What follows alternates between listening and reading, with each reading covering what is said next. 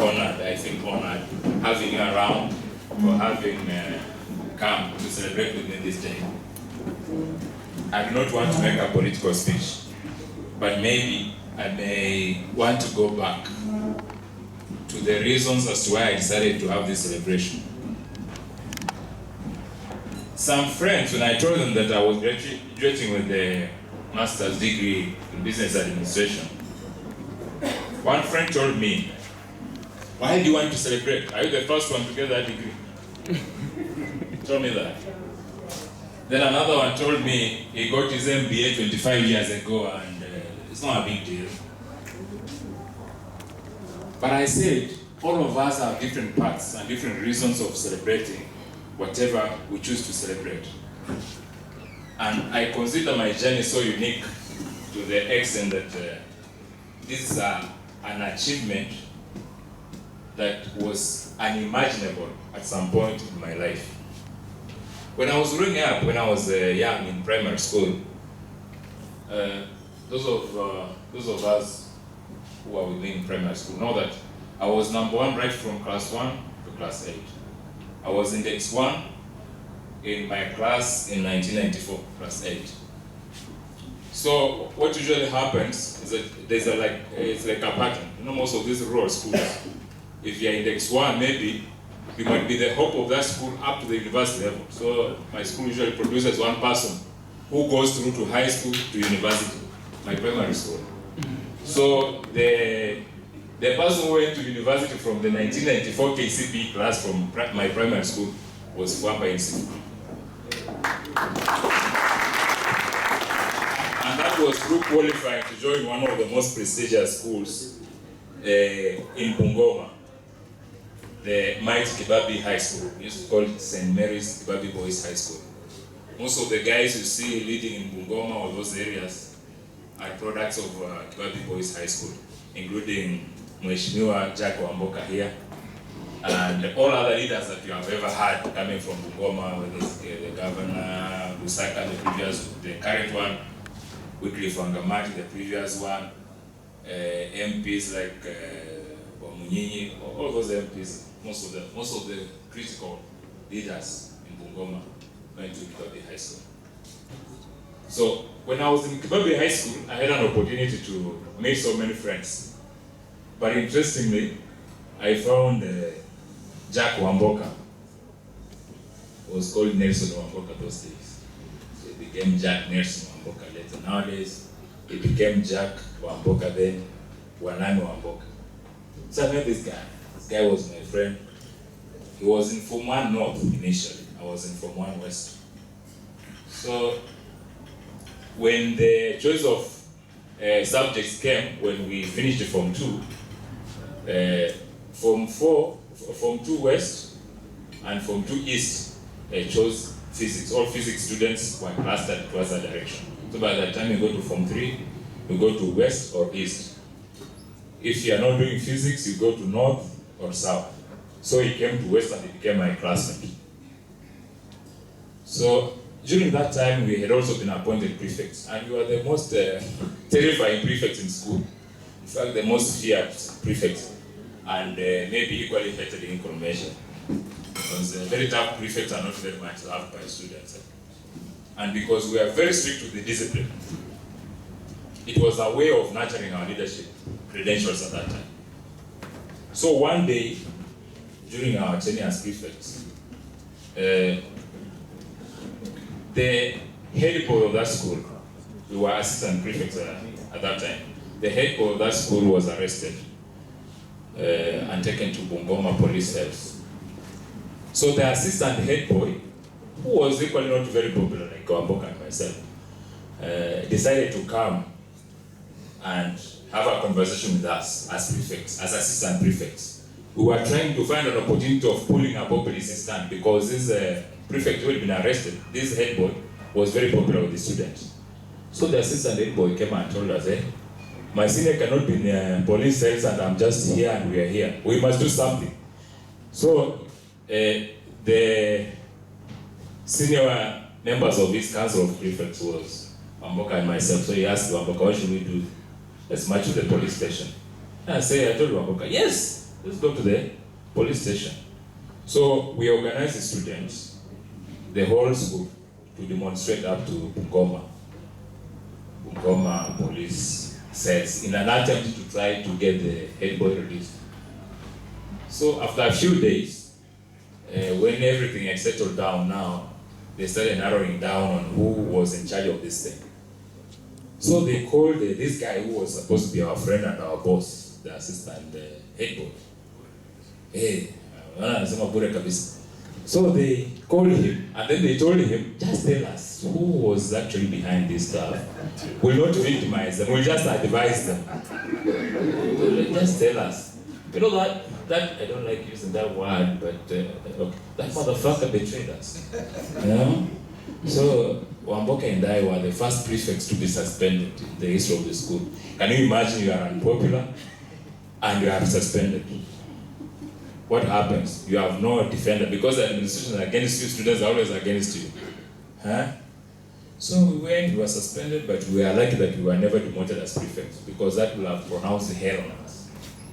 So we stood together and we continued working as prefects in the name of instilling discipline in school. And that could be the reason as to why, up to now, I do not take alcohol. Because during those high school days, when people get tempted to start making those attempts. But for us, we were inclined towards working towards being role models in the society.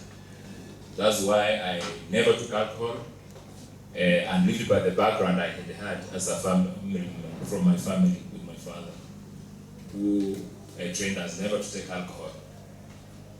So something again interesting that we experienced while in high school was that we would go and wake up all students to go and do morning preps.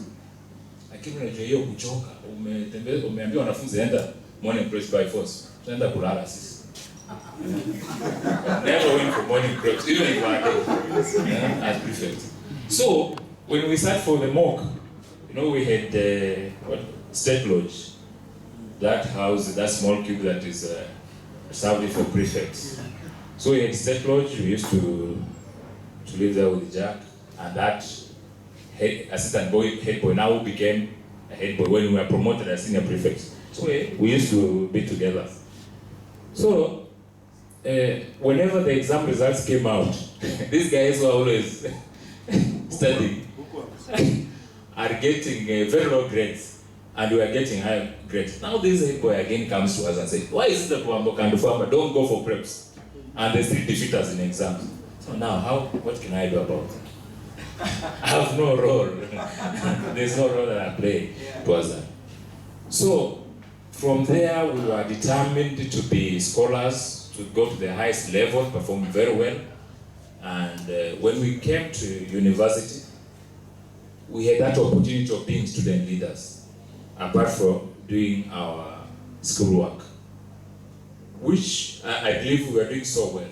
But now, something interesting about student leadership at the University of Nairobi then was that it was a double-edged sword.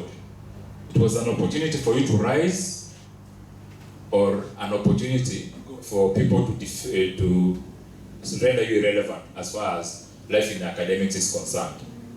So for me, now, the reason as to why I'm celebrating this day today was because the circumstances through which we faced during the days as student leaders at the University of Nairobi almost made us lose track in terms of education. In student leadership, there are people who lived and succeeded, graduated. There are people who were expelled. There are people who were suspended. There are people who died. There are people who were killed as a result of their role in student leadership. Now for me, when I got elected as the vice chairman of SONO, I decided to be a true representative of students, strictly to the end.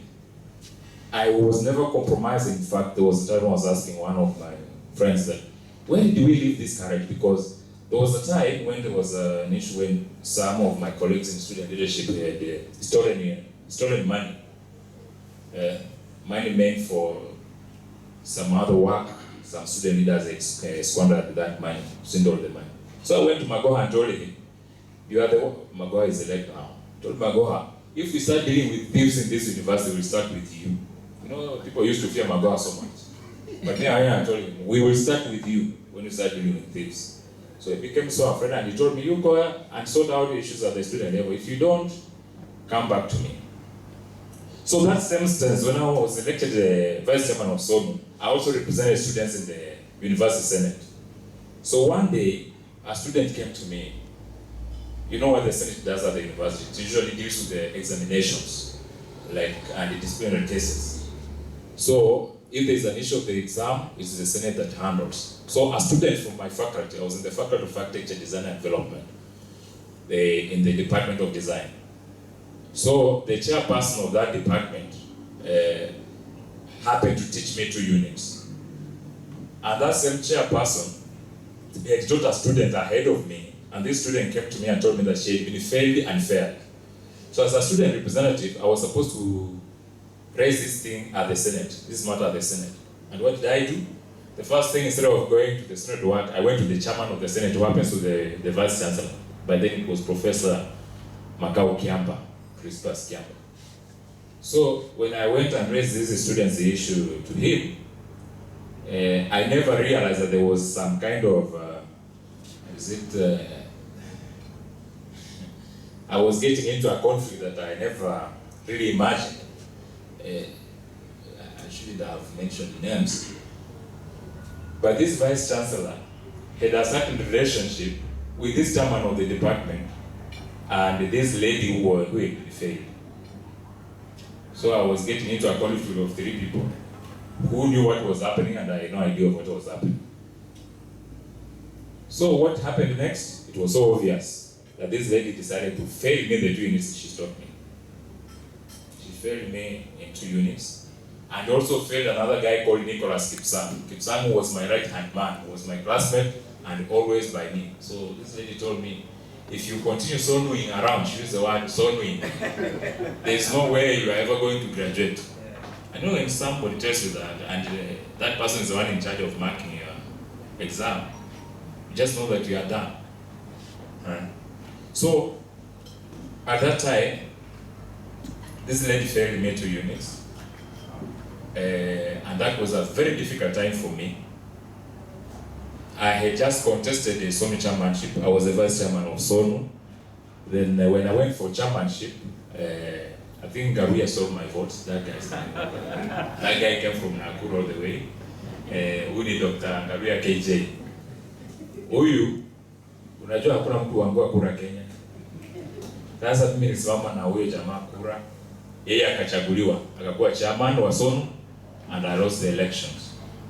So when I lost those elections, these 2 receipts, and this person has told me that at this rate I'm never going to graduate. And she had not only warned me, she had also warned another guy who was not a politician, but was always seen around me. So I decided, instead of going to receipt those 2 units, I was going to appeal to the Senate and present my case for the remarking of my 2 units. So we took the case to the Senate. I advised Kipsang to do the same. I told him, if you go to receive this thing, I know the direction. If you receive twice, you get a disco. You are gone, finished, forever. I said, at that rate, you will never graduate. So we appealed to the Senate for our papers to be remarked by a different lecturer. So we were invited to the Senate. It was a case, like a disciplinary case also. You see there, and you case against the person you have accused. So the Senate subcommittee decided, gave us a verdict of some time, and they told us that we were not going to be, our papers were not going to be remarked, but we were going to be supervised by a different lecturer. And that's how I managed to graduate now in 2006. All that time,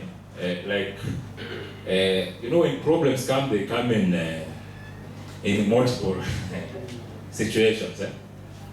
At that time, you had Jack mentioning, I was left by my girlfriend, the one I was thinking that I was going to marry because we had a baby together, we had a child together. Hata Jack aliachwa, lakini aliachwa bila mtoto. So she left me. I had lost elections to Garuya. I had these receipts. Then these guys, by the way, these guys fought for students during their tenure. Not us. I was the opposition leader, and these guys were in charge when Garuya was chairman. And another friend of ours who died recently was called David Okindo. He passed on recently. He was the Secretary General. So these guys were, by the Garuya, you have never known this. Let me tell you. These guys walienda kuzusha. Akasema, this school fees must be reduced. Students' school fees is bandishwe. So that evening when the Kamkunji was being planned, myself, Machuki, and Teddy Munovi, tukakutana na Kiamba somewhere hapo Gandhi. Then we asked him, do you know that, tukamwambia, unajua ni kubaya. Students do not want fees to be raised. And if you insist on this, it's going to bring a lot of problems. Kiamba akatuambia, it's not within his hands. Akatuambia, nyinyi enda muongee na your representatives.